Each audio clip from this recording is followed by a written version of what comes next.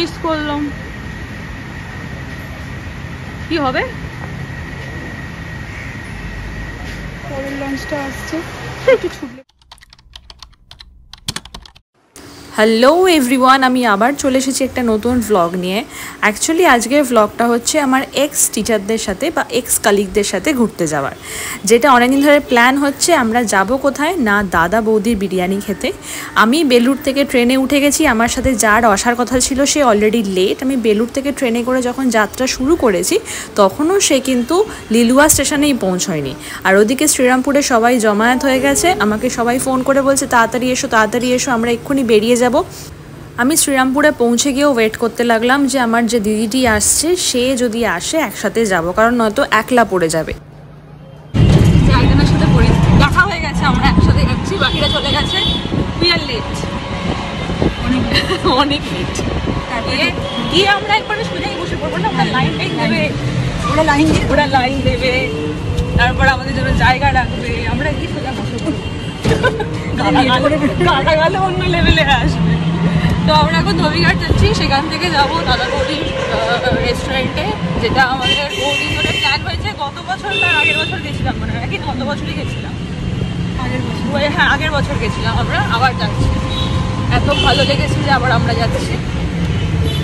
যেদিন লেট হওয়ার থাকে সেদিনকে সব জায়গাতেই লেট হয়, ট্রেন লেট, টোটো লেট, ইভেন আমরা যখন টিকিট কাউন্টারে গিয়ে পৌঁছলাম তখন এত লেট করে টিকিট দিল যে আমরা লঞ্চটাও ধরতে পেলাম না, বাকি সবাই চলে গেল। আমরা আর পৌঁছতে পারবো না মনে হচ্ছে, হাঁড়ি থেকে কিছু খাবো, হাঁড়িতে ঢুকে যাবো। যে যে শুনছে সেই বলছে এত গরমে বিরিয়ানি খেতে যাচ্ছিস, বাট আমরা উই আর বিরিয়ানি লাভার, আমাদেরকে যে কোনো সময় বিরিয়ানি দাও আমরা খেতে রাজি। লঞ্চে করে আমরা যখন গঙ্গাটা ক্রস করছি তখন অতটাও গরম লাগছে না, বেশ ফুরফুরে হাওয়া দিচ্ছে।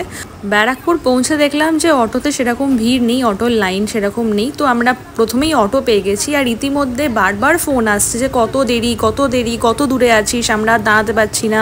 দাদা বৌদির হোটেলে পৌঁছে সবার সাথে মিট হয়ে গেছে, এবার আমরা যাচ্ছি ওপরে যে টেবিলটা বুক করা হয়েছে সেখানে বসবো।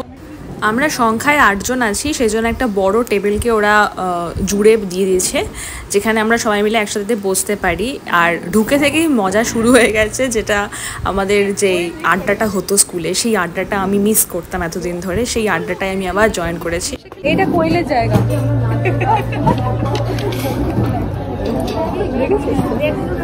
হ্যাঁ হ্যাঁ সত্যি না অর্ডার করে বসে যাবে তো। ভালো আছি তো, কেমন আছিস? ঠিক আছে, অল গুড। আমি বিন্দা এই তোমাদের জন্য প্রসাদ এনেছি পুরী থেকে, খেতে পারি।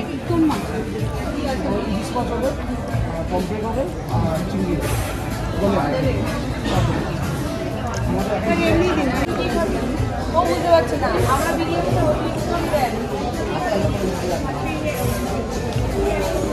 আমাদের অর্ডার দেওয়া হয়ে গেছে। ঠিক হলো যে স্পেশাল মাটন বিরিয়ানি নেওয়া হবে, সেটা 2 জন করে ভাগ করে নেব।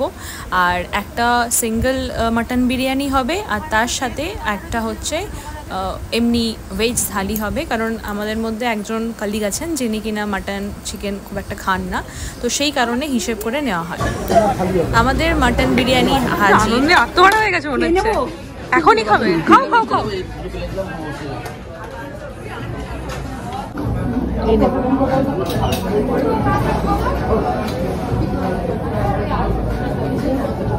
কেমন লাগছে? আমার তো খেয়ে আবার ওর হেঁচকে উঠতে শুরু করে দেয়, জল ভরতে হবে। একটা দিয়ে দে তো, শশার একটা, হ্যাঁ পেঁয়াজ, হ্যাঁ দে।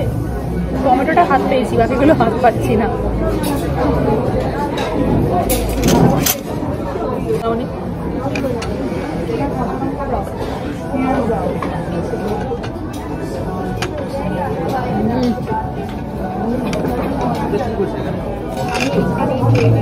মা বলছে এত গরমে বিরিয়ানি খেতে যাচ্ছে, সেটা বিরিয়ানি কোনো সময় হয় না মা।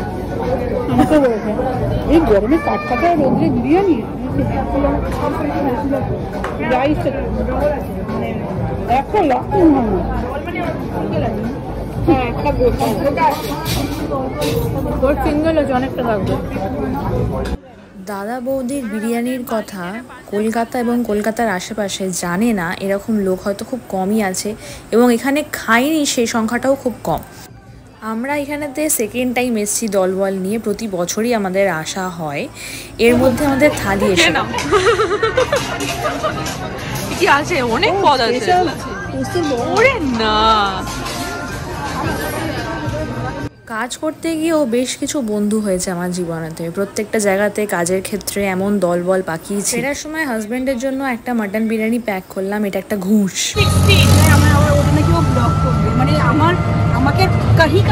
তুমি বলেছো না তোমার ছবি কেউ রাখে না, তুমি কাজ করো, ওই জন্য তোমাকে আমি ব্লগে রাখি। দেখেছো, কেউ তো তোমার কথা ভাবে, মনসিটাই ভাবে, তাই না? এটা কি আছে? এটা বলা যাবে না, বলে দিল। এ বলছে যাও বাবু, ও বলছে যাও বাবু। দাদা এরকম করতে পারলেন দাদা। আমার থেকে 5 টাকা করে কম নেবে? তুমি ওদেরকে চাললে কেন? ফেরার সময় যথারীতি মন খারাপ হয়ে যায়, আবার একটা এরকম দিনের অপেক্ষায় থাকবো। তো বাই।